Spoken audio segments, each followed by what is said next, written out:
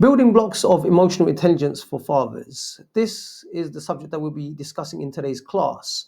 Let's begin. So, the thing I want to bring to your attention is about self awareness. Recognize your emotions and how they affect your parenting. Reflect on interactions to identify growth areas.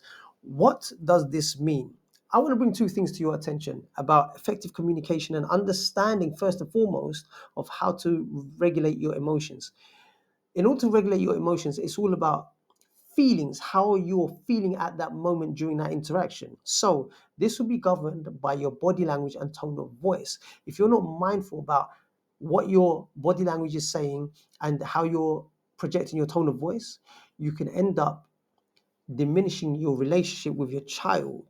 You can end up becoming a deterrent to your child because they don't feel safe, they don't feel comfortable enough to have a conversation with you. So you have to be aware of how you are carrying yourself and coming across. Let's move on.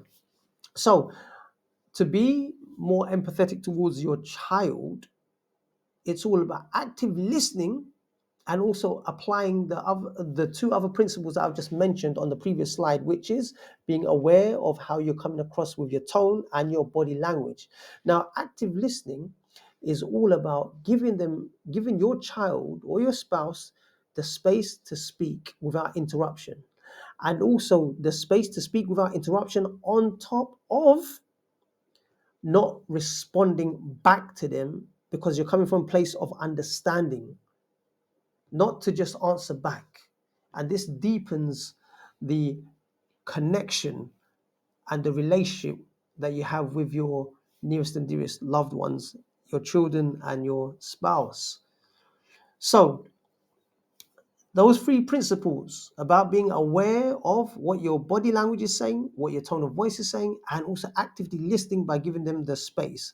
These are the three principles that can be applied in any form of communication or any environment when it comes down to people, such as school, social interactions in terms of your home, meeting people, work, friends, love life, groups, clubs, sporting activities, anywhere where it involves people, you can apply those three principles that I've just mentioned to you. If you're aware of it, if you're aware of how you're coming across, then you can regulate your emotions a lot more better. So the quick tip that I want to leave you with before we end this session is to start each day with a brief reflection of how you can connect with your child on a deep level by using those three principles I've just talked about. The end.